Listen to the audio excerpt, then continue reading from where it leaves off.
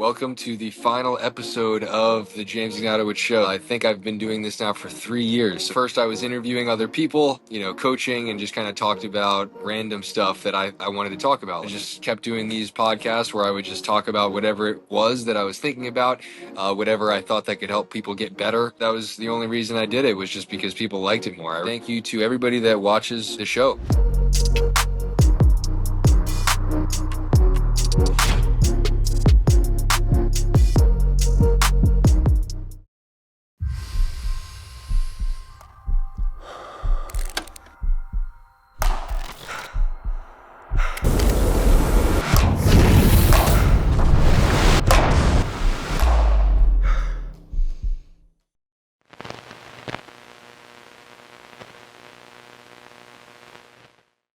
Welcome to the final episode of the James Ignatowich Show. So this is the last episode ever.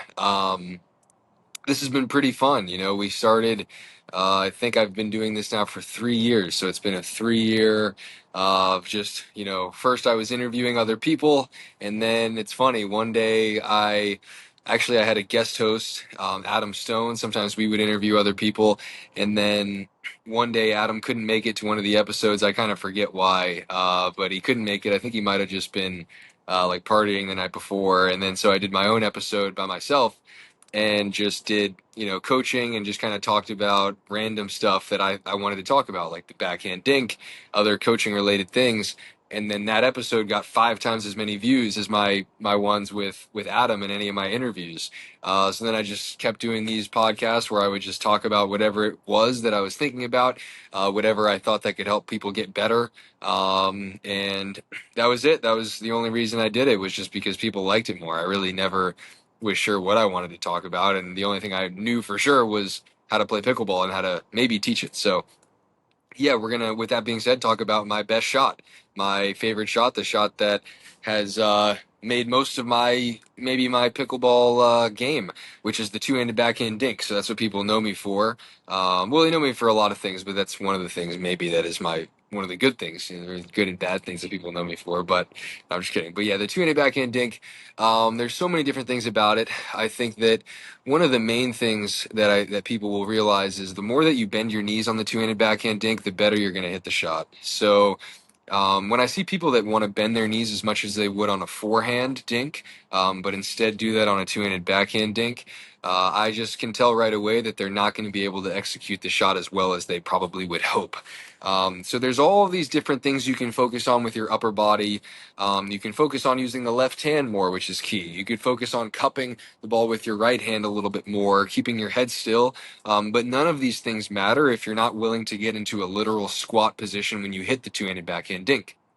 So if you want a good visual representation of that, you can go on YouTube and you can watch me hit the backhand dink with two hands, or Ben Johns at the two-handed backhand dink, Max Freeman, Ryan Fu, Connor Garnett. Any of the players that are known for great two-handed backhand dinks, they are getting, at a literal 90-degree angle with their legs, bending even maybe further than that, because it's necessary. So the reason that it's necessary is because your paddle, when you hit a two-handed backhand dink, will never go below the height of your hand, your paddle face, that is. So that's another thing we want to repeat. It's interesting. The paddle face will never go below the height of your hand.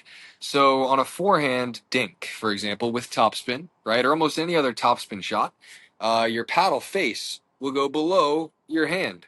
That's just called dropping the paddle. And that's a super normal thing to be doing on any topspin shot.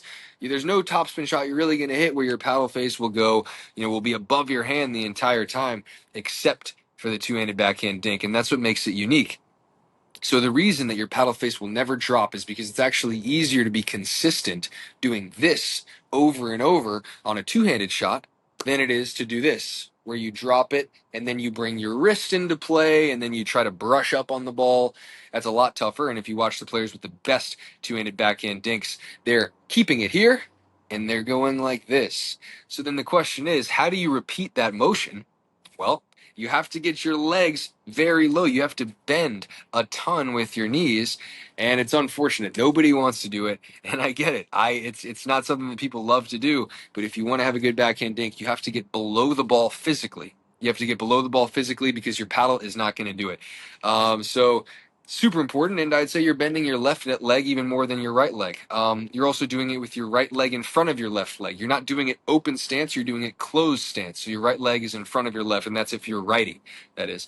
So another thing is you're getting on the outside of the ball. So you're coming around the left of the ball if you're a righty. Okay? Coming around the left of the ball, getting around the ball, you're not just hitting the back of the ball and you're not brushing up. You're coming around it. So something that you'll also notice if you're hitting a good two-handed backhand dink is your shoulders will not just be square the whole time. And you're not doing this. Actually, this is going to happen. So your left shoulder will go a little bit above when you're making contact your right shoulder. So it's a little bit of this is happening. And it's funny. There was a pro player who said this. I won't say who it is because I don't know if I am allowed to, but he said that when he's hitting the two-handed backhand dink, it's like his body is telling a story. And I think that's so true. It's not just something you're doing with your hands. The two-handed backhand dink, and there are shots you do exclusively with your hands, but the two-handed backhand dink is whole body. And so it comes from the shoulders, it comes from the legs, and it also kind of can feel like you're leaning into it with your right shoulder, with your right side of your body, leaning in like this. And ultimately, it's a shot that you want to hit aggressively. So you don't just hit the two-handed backhand dink just to kind of push it in and keep it in play. That's for slices. Slices can only be hit so aggressively because if you hit a ball with slice, it's going to float up. And of course, slices are great for defensive shots. They're great for just knowing that you'll make the ball, and I hit slices all the time. But if you want to hit an aggressive slice, it's tougher because the nature of backspin is such that when it bounces, it will then kind of stop where it is because it's spinning this way, it bounces, and it does this. Topspin is spinning this way, it bounces, and it goes that way. So two-handed backhand dinks can be hit with a lot more aggression than slice dinks. Hey guys, James Ignatowich here. Make sure to not get ghosted in the pickleball group chat. Play more. We all know the feeling. You're down to play some pickleball. You send a message to your group chat. A couple people like the message. Are you sure you're going to play the game? You don't really know. Play More is a new pickleball app that does that frustrating part for you. I hate setting up games. I try to make sure somebody else does it every single time. But if I have the Play More app, changes everything for me. So you're going to be playing with players your level. No more 5-0 versus 3-0 matchups. It's going to be all streamlined and super easy. So make sure to check out the Play More app. Try it out on the App Store or use the web version at getplaymore.com. I think the next thing we'll talk about is the serve. So these are my two favorite shots. And then I guess we could finish with the flick. We'll talk about all my favorite shots, my best shots, since it's the last episode. So the serve is a shot that I was maybe the first person to come out, a couple of years ago. This was before Josh was even a producer with me, that is. And I was like, hey guys, maybe we should hit the serve hard. When we first came into pickleball, when I first came into pickleball, I was taught that you should just push the serve in. You should just make all your serves. And I was probably maybe outside of me and Deckel Bar, maybe the only guy that was like, maybe I'm just going to try to hit it as hard as I can and see if, the ratio of me getting missed returns of serve off of me hitting the serve is actually going to outweigh, the times that I'll miss my serve, since I can toss it to myself and hit it. And it proved to be a good idea. And I would say, and I won't give myself too much credit, we'll just move past that part. I'll just say, look, the best way to simplify it is hit the serve hard, but aim for a big target. So if you want to get started hitting the serve hard, you don't want to try to hit it on the line. You don't want to try to hit a winner, perfect serve. Just aim for the middle of the box so that you have all the space in the world. You can miss your target by 4 feet in any direction, and that's okay because it'll still be in. If you miss it, if you aim it right in the middle of the box, it's very tough to miss. So you take a big target and then you hit it as hard as you can, and then you bring the margins in from there as you get more comfortable. I think that's where people make mistakes. They try to hit the line, they try to hit a tiny spot also as hard as they can, and then they're like, look, hitting the serve hard's not for me. It's not possible. No, you just have to make a big target. And the same thing goes for the return of serve. I think hitting the return of serve is hard too. Not enough people hit the return of serve hard yet. And I think in a year you're going to see people hitting the return of serve almost as hard as the serve, because those two shots are, you can hit the whole court basically. I mean, the serve you can only hit to half the court, obviously, but there's a ton of space. And I think as the game gets better, people are going to hit the serve and the return harder and harder and harder. So yeah, that's another thing. And another thing with the serve that's big for me is keeping my arms actually pretty small. I don't take a big swing. And if you see the people with the biggest serves outside of Tyson McGuffin, he'll have a pretty big backswing. But outside of him, people will have pretty small backswings on the serve, but they're going to use their legs a lot. I've always found that if you're trying to hit the ball hard, but still somewhat consistently, it's always better to use your legs and your body a lot and use your arms just a little bit. The less that you use your arms and the more that you use your legs, I think the more repeatable the motion is. You know, it's easier to do it over and over. If you take a big swing and try to crush the ball with a big swing, it's harder to do that, 10 times out of 10. But if you just say to yourself, all right, I'm going to make a small swing with my upper body, I'm going to keep it compact, but I'm going to use my legs as much as I can. I'm going to put my whole body into this thing. Then you can do that. I think it's easier to do that over and over and over and over. So yeah, that's another thing that helped me a lot. Um, and also, there's one thing actually that's super key. You don't want to try to stay still too much on purpose when you play. Um, there's a lot of coaches that will tell you that you should try to hold still when you hit the ball. You want to try to, like it's golf or something, where you really want to try to stay still. And that's just not a mentality I think that's conducive to playing at a high level. I think there are players that will try to slow their feet down. There are coaches that'll say, slow your feet down when you're hitting the drop. Don't move your feet too much. Try to slow down. And that's just, you know, pickleball has been around for a long time, and it's definitely played by a demographic of players that is older. But that doesn't mean you should try to slow down. And I think that's kind of something that gets conflated, those two things, where it's like if you don't feel like you can move super fast, a lot of coaches don't feel like they're great at moving, so they want to try to tell other people, hey, you shouldn't move that much. Try to just, do what I do and slow the game down and slow your feet down. If you're watching the pros play, we're not trying to slow our feet down.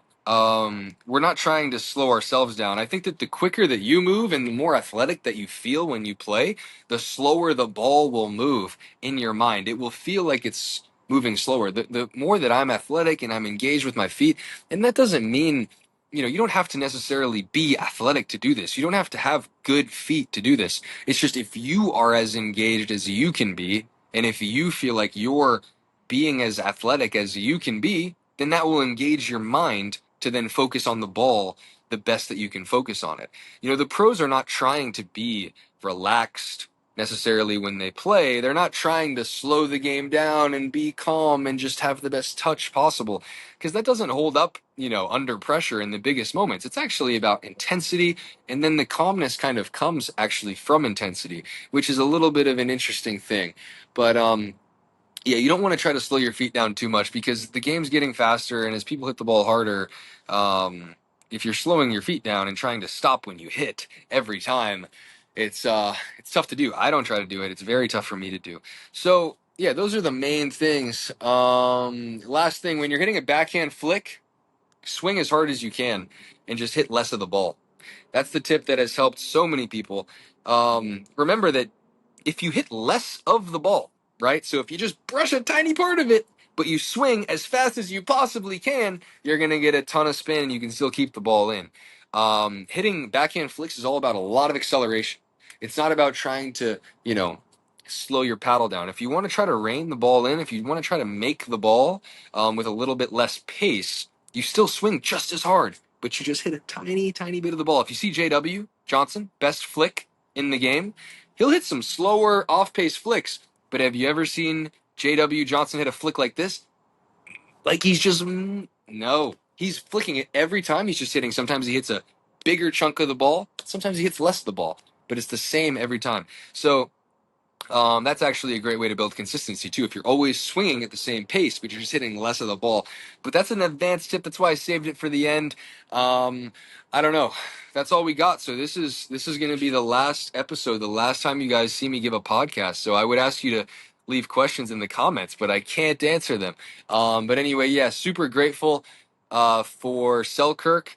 Selkirk has helped me so much. Selkirk has really helped push the marketing side of things for me mainly has given me this platform to give you guys a podcast and to really help me kind of learn how I like to teach and help me, just kind of spread what I think is helpful knowledge. I think that there's a lot of different ways to coach this game, and there's a lot of different philosophies that are being taught, and that's what makes pickleball special. And it's because it's so new, and so there are so many different things that people think. There's not just one cookie cutter way to teach. So that's what makes it kind of fun for me to teach.